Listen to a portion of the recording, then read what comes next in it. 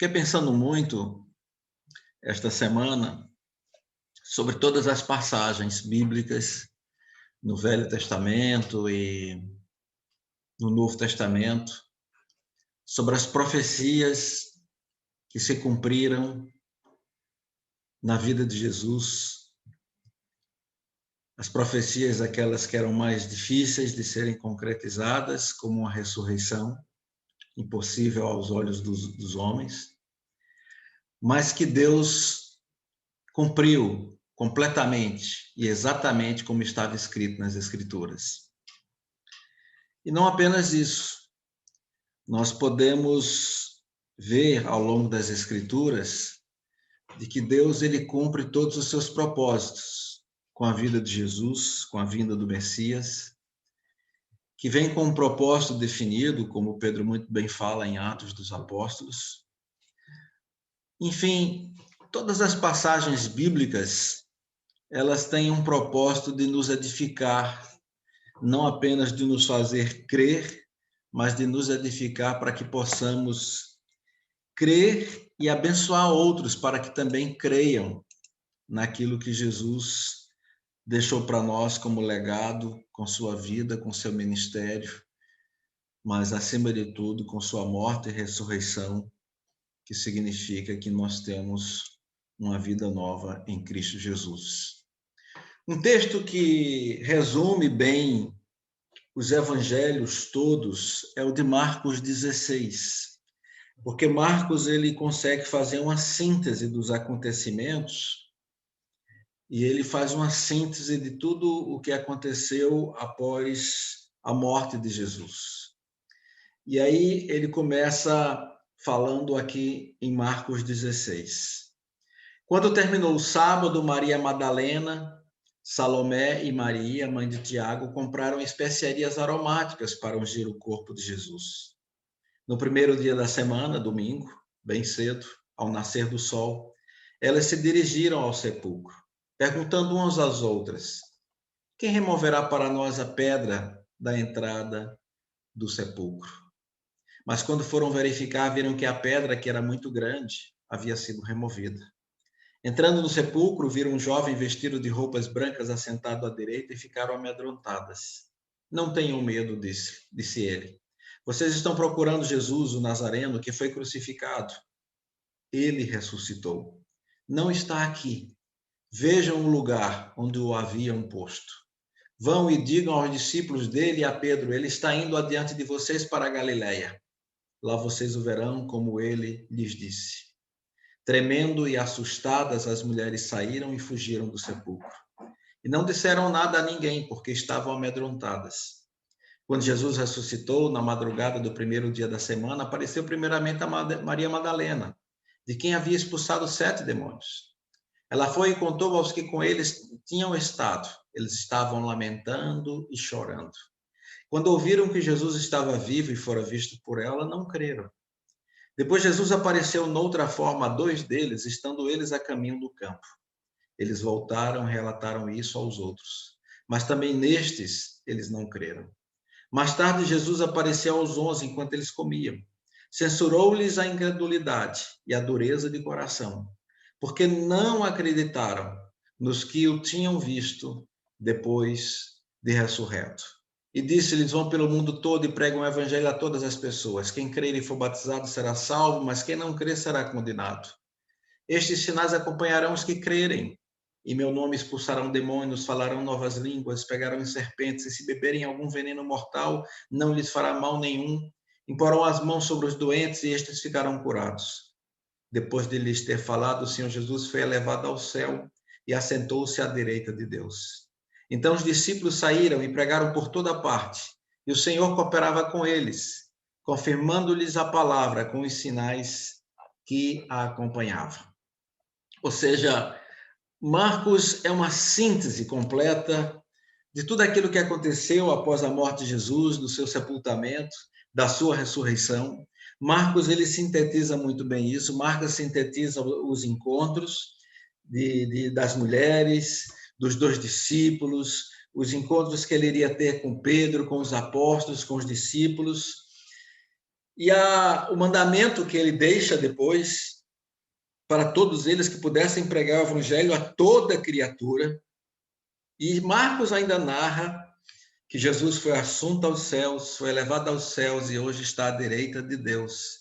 E que depois os discípulos todos voltam para os seus afazeres, mas voltam pregando o evangelho às pessoas, e que Jesus está abençoando claramente todas as obras desses discípulos, cooperando com eles e confirmando através de sinais e prodígios. Ou seja, é uma síntese perfeita. Marcos faz uma síntese perfeita dos acontecimentos após a ressurreição de Jesus. Marcos faz uma síntese de tudo. E ele esclarece muito bem tudo. Os evangelhos, os outros evangelhos, trazem outros pormenores que Marcos fala. Por exemplo, aqui Marcos é o único que fala que foi Maria Madalena, Salomé e Maria, mãe de Tiago, que compraram as especiarias aromáticas para ungir o corpo de Jesus no primeiro dia da semana. E a preocupação delas é quem vai remover para nós a pedra da entrada do sepulcro. Porque aqui mesmo no verso 4 diz que quando elas viram a pedra, que era muito grande, ela havia sido removida, mas a preocupação delas era com a pedra. Na verdade, quando a pedra é colocada no sepulcro, eu creio que para muitos dos discípulos ali tinha chegado o fim. A pedra era o sinal claro de que tudo tinha acabado. Talvez até mesmo alguns se lembraram quando Jesus, um dia, alguns tinham estado nesse momento, quando Jesus ressuscita Lázaro, vocês se lembram o que é que Jesus diz quando ele quer ressuscitar Lázaro? A primeira coisa que ele diz é: tirai a pedra. Tirai a pedra. Então, a pedra era esse obstáculo, não entre Deus e a pessoa a quem ele iria ressuscitar, porque nunca esse foi o caso. Mas a pedra era apenas um símbolo. A pedra é um símbolo de que muitas vezes, né, quando o túmulo é fechado, quando ele é lacrado, significa de que acabou, de que não tem mais nada a ser feito. E a preocupação das mulheres é quem é que vai remover a pedra. Nós precisamos limpar o corpo de Jesus, nós precisamos colocar os aromáticos lá nele, em Jesus de Nazaré. E esse é o cuidado delas até o fim, esse amor que elas nutrem, que elas têm por Jesus de Nazaré. É um amor tremendo que essas mulheres têm por Jesus. E elas ficam com ele até o fim. Essas mulheres, a Bíblia nos diz em Lucas 8 que elas acompanharam Jesus em todo o seu ministério. Essas mulheres andaram com Jesus durante todo o seu ministério, viram todos os milagres, viram aquilo que Jesus fez, viram aquilo que Jesus proclamou, o seu ensino, as suas pregações, as suas palavras. Então, essas mulheres, e principalmente Maria Madalena, de quem esse texto mesmo diz que ela tinha sido liberta de 7 demônios, essas mulheres que tinham sido tocadas e libertas por Jesus, essas mulheres tinham sido profundamente impactadas em suas vidas. Só fica com Jesus, só permanece com Jesus quem é verdadeiramente impactado pela sua presença e pela sua vida. Só permanece com Jesus quem um dia foi impactado por ele, foi tocado por ele.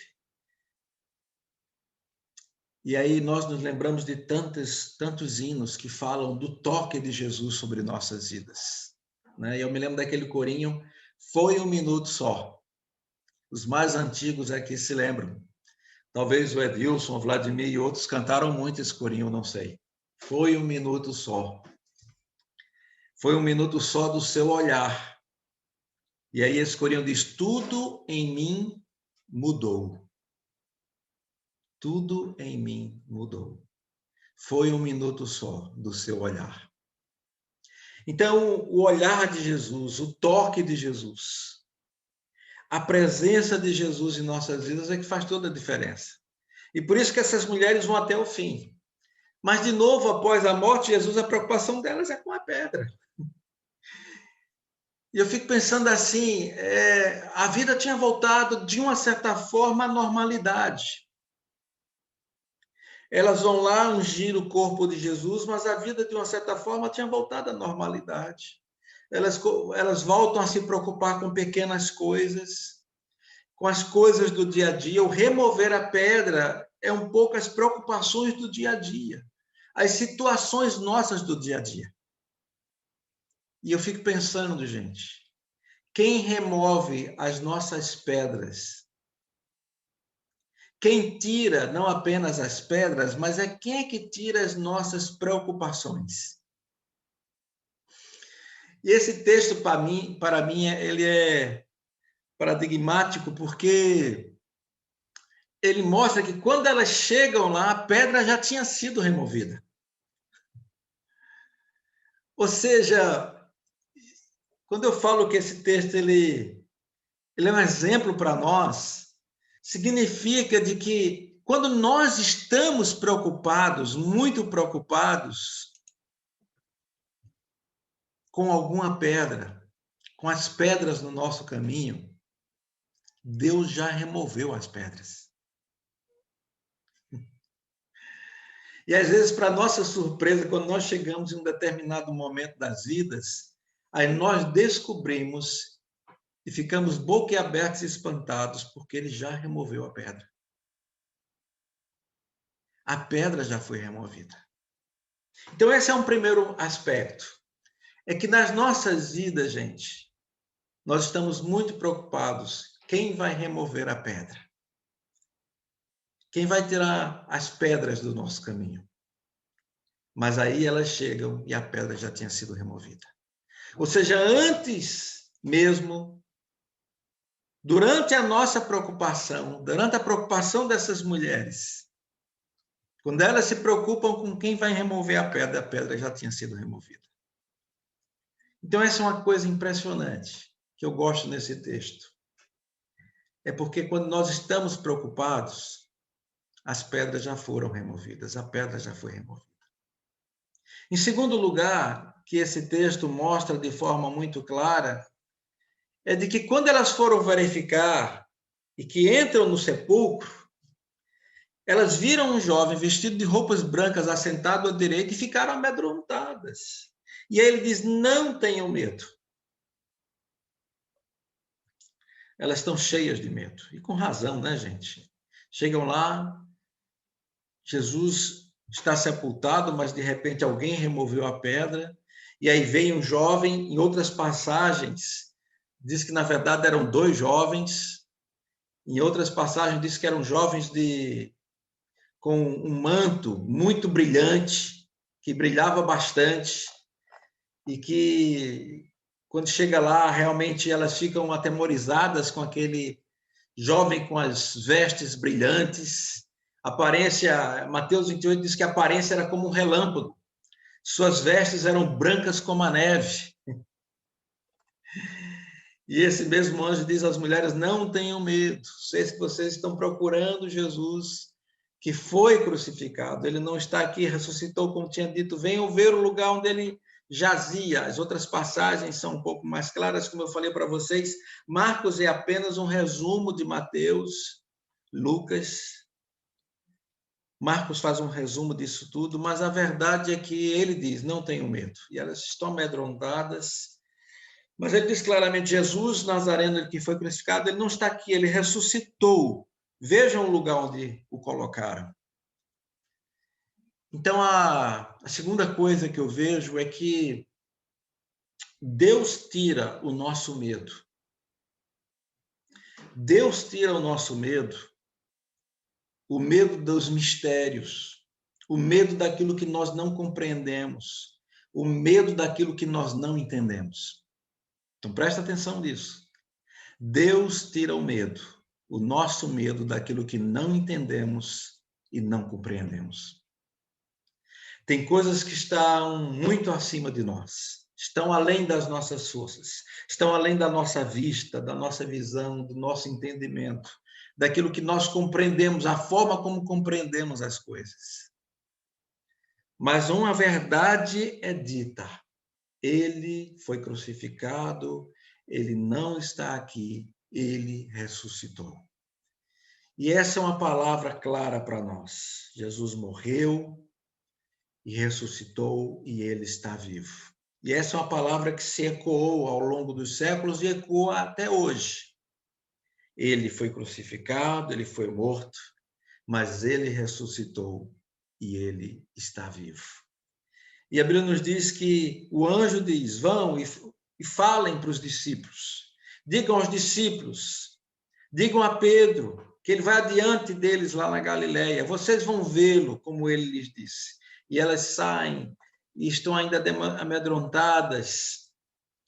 E a Bíblia nos diz que ele depois aparece, fala mais diretamente, porque outro texto diz que ele fala mais diretamente com Maria Madalena, porque ela fica lá depois chorando. As outras correm e vão e ela fica lá chorando. E no outro texto diz que quando ela chora, está chorando, Jesus então aparece para ela. Aqui diz em João 20, Maria, porém, ficou à entrada do sepulcro chorando, e quando chorava, curvou-se para olhar dentro do sepulcro e viu 2 anjos vestidos de branco sentados onde estivera o corpo de Jesus, um à cabeceira e outro aos seus pés. E eles lhe perguntaram: mulher, por que você está chorando? Levaram embora o meu Senhor, respondeu ela, e não sei onde o puseram. Nisso ela se voltou e viu Jesus ali em pé, mas não o reconheceu. Disse ele: mulher, por que você está chorando? Quem você está procurando?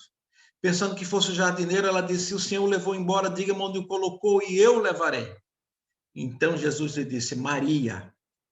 Então, voltando-se para ele, Maria exclamou em aramaico: Raboni, que significa mestre. Jesus disse: não me segure, pois ainda não voltei para o Pai. Vá, porém, a meus irmãos e diga-lhes: estou voltando para meu Pai e Pai de vocês, para meu Deus e Deus de vocês. Maria Madalena foi e anunciou aos discípulos: eu vi o Senhor, e contou o que ele lhes dissera. Então Jesus se apresenta, Jesus fala para eles, fala para essas mulheres, fala diretamente para Maria Madalena nessa cena tremenda.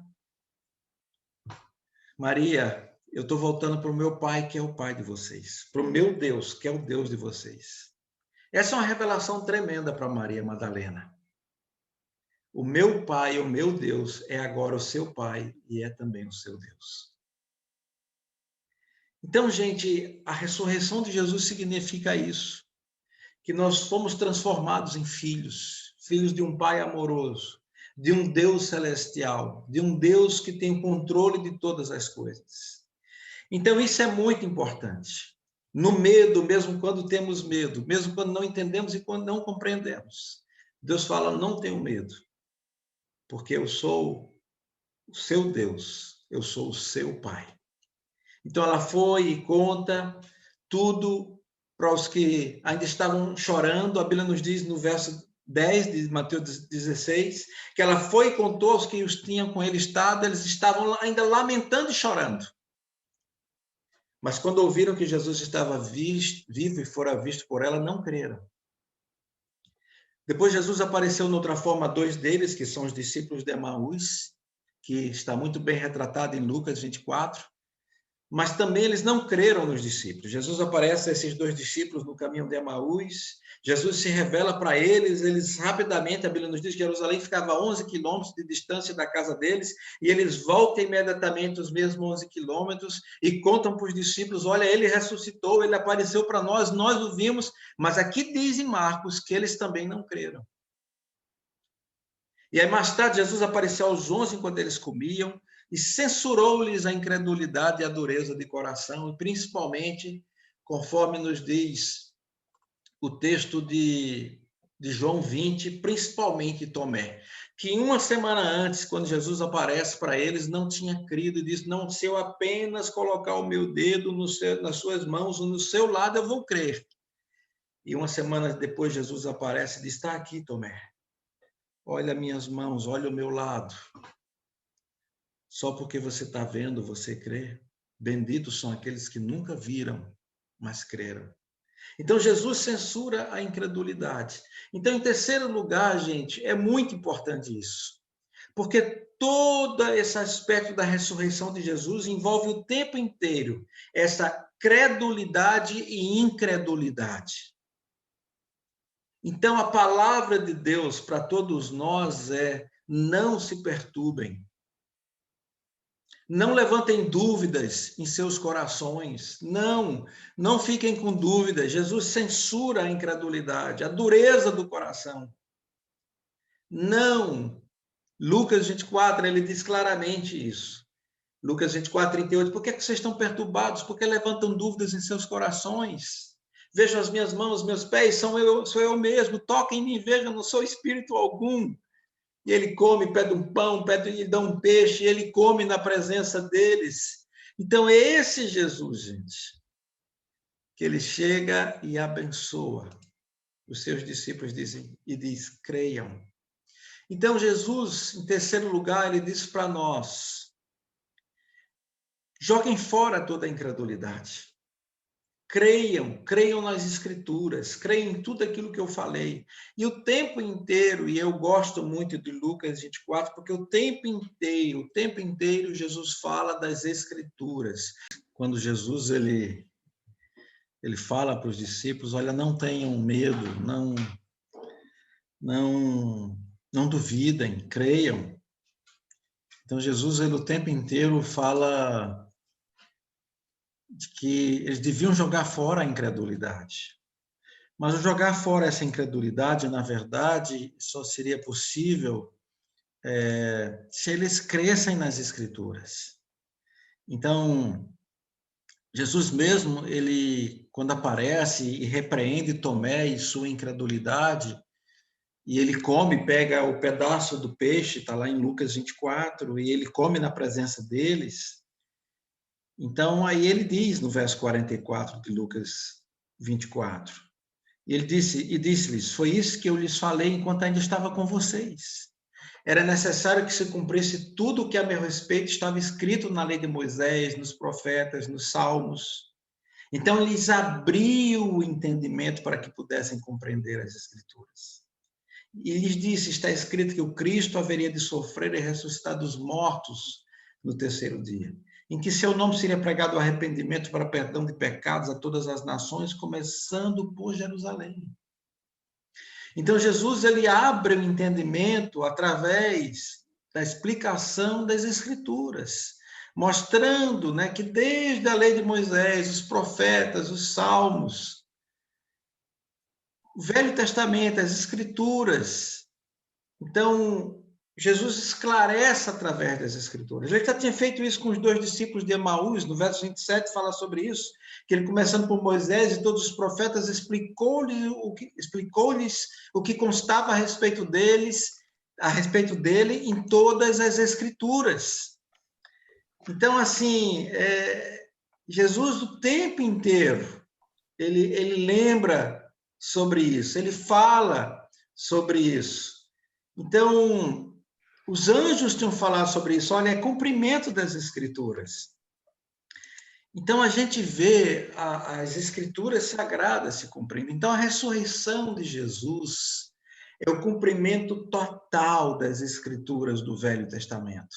É o cumprimento total que o Velho Testamento fala da vinda do Messias, que ele iria morrer, sofrer, de que ele ressuscitaria. Então, graças a Deus que Jesus é o cumprimento absoluto das Escrituras. E são as Escrituras que abrem o nosso entendimento de forma clara e completa. Então, no dia de hoje, onde nós podemos louvar a Deus, engrandecer seu nome, adorá-lo, por quem ele é, porque nós o reconhecemos como Messias, Senhor, Salvador, hoje nós podemos, de forma clara, dizer, Senhor, obrigado, porque um dia nosso entendimento foi aberto. Porque um dia nossos olhos espirituais foram abertos. Nossos ouvidos foram destapados. Nosso coração foi aberto para nós o recebermos como Senhor e Salvador de nossas vidas. Gente, a Bíblia nos diz, Paulo mesmo diz que a fé vem pelo ouvir. E a fé vem pelo ouvir e ouvir a palavra, mas não apenas isso, Paulo diz de que A fé é a chave para a nossa salvação. Porque pela graça sois salvos por meio da fé. E isto não vem de vós, é um dom de Deus. É um dom de Deus. Então, até a fé que nós temos no Senhor Jesus foi Deus quem nos deu. Para que nós pudéssemos ter nossos olhos abertos, ouvidos abertos, coração aberto, para que pudéssemos compreender de forma clara a palavra de Deus para nós. Hoje é dia de celebração, e por isso que eu gosto muito de um texto que o Elben Lancesa escreveu num livrinho chamado Nem Tudo é Sexta-feira, que ele escreveu, e ele diz assim: na sexta-feira, Jesus assume a culpa de tudo, dá a sua vida pelas ovelhas, derrama a sua alma na morte, morre por decisão própria. No domingo, Jesus deixa o túmulo vazio, enxuga as lágrimas de Maria, surpreende a todos, come com os discípulos.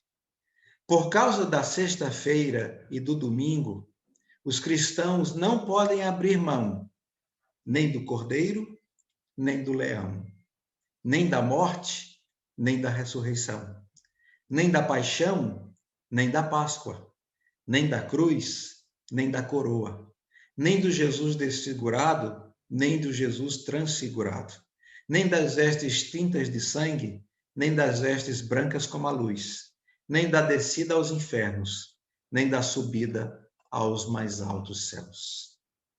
Que lindo isso que o Elben Lancesa escreve. Porque a grande verdade é essa. Jesus é o Cordeiro de Deus que tira o pecado do mundo. E, ao mesmo tempo, ele é o leão da tribo de Judá, que ressuscitou para nos dar vida. Jesus é o Cordeiro. Jesus é o leão. Jesus é o nosso Pai. Jesus é o nosso Deus. Jesus é aquele que nos dá vida, e vida com abundância. Que celebremos juntos hoje, com toda alegria, que a morte de Cristo e a sua ressurreição nos deram e nos dão nova vida, e vida com abundância. Nossa alegria nele. Por isso, se lembrem, quando nós estamos preocupados com as pedras, ele já removeu a pedra.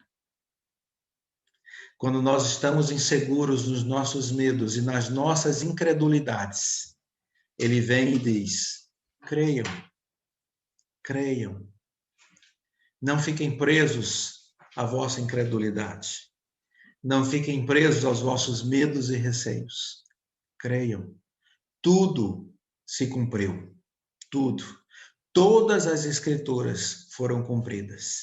E da mesma forma que as escrituras foram cumpridas, também tudo se cumpre hoje.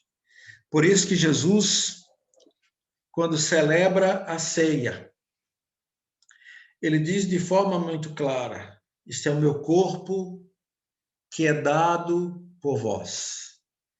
Portanto, gente, vamos pegar nossos pães e vinho e vamos nesse momento celebrar juntos.